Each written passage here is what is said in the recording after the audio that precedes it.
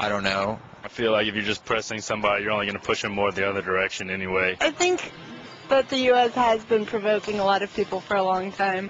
I just think sometimes the United States needs to worry about the United States. You know, it's really not that many differences between us and them if you really think hard about it. The people, or would that be the government? No, the people. I'm talking about the ordinary Iranians. Are very different from the image that we have of the Iranian government. Well, what do you think is going to happen to oil prices if there is a conflict? Well, definitely the oil price is going to go up because Iran is going to hold on to the oil. The Middle East have the most oil, as we know, as a fact. Do you think our economy could take it? Not right now. The economy is falling, the dollar is dying, everything is, going deteriorating, and there's no solution right now. I mean, I feel like any major conflicts in the world right now are going to keep impacting the declining economy. Are you concerned that something bad's going to happen out there? Not I am. We all should be concerned. The whole world should be concerned because it's not about us, it's about the whole world. Now, President Obama is prepared to use military force to prevent Iran from acquiring a nuclear weapon. And that's if sanctions and so-called diplomacy fail. I'm Darren McBreen for Infowars Nightly News.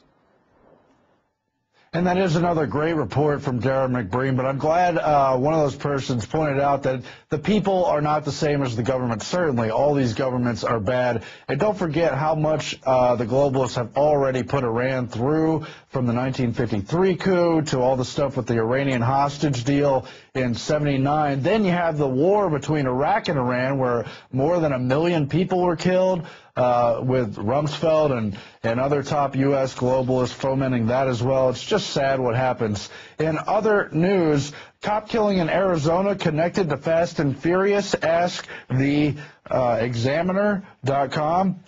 They've got Maricopa County, where the very controversial Joe Arpaio is sheriff, and one of his deputies was killed in a strip mall, suddenly shot from a perpetrator who came out of nowhere and has not been identified. Meanwhile, the story is potentially nationally significant because there's talk that the gun used to kill the deputy may be another Fast and Furious weapon the Obama administration officials placed in the hands of Mexican drug gangs. Of course, DOJ is hoping that that scandal will not blow open again, but certainly they have their bloody fingerprints all over it. And really, it almost looks like a Godfather-style gang war against people like Arpaio. Love him or hate him, he is fighting against the drug cartels down there and simultaneously against what the Obama administration is doing in that capacity. And it's kind of like they shot Sonny on the causeway with one of his deputies there. Don't need any more loss of life there. They should probably just decriminalize. Meanwhile, a justice memo argues that Obama's recess appointments were illegal. Of course, they have arguments for anything. The Office of Legal Counsel concluded the president has the authority to make recess appointments during a recess, and that Congress can only prevent the president from making such appointments by remaining continuously in session and available to receive and act on nominations. Then you have people like Senator Chuck Grassley saying it's clearly unconstitutional. But why not? I mean, this president doesn't have time for the Constitution.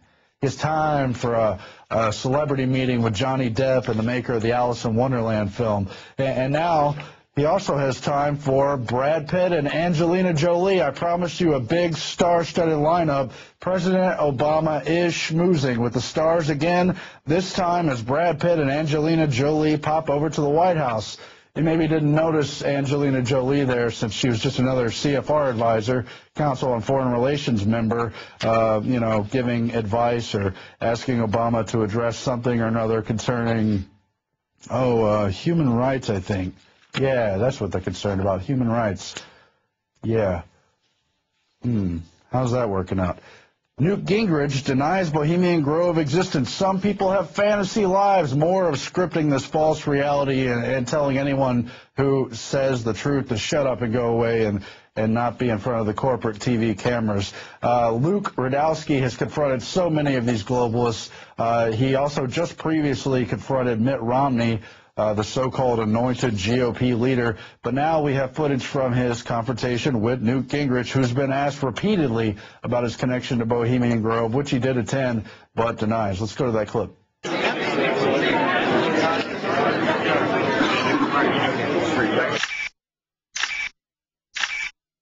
I know you can consider yourself a Catholic, but what happens when you worship Moloch at the Bohemian Grove?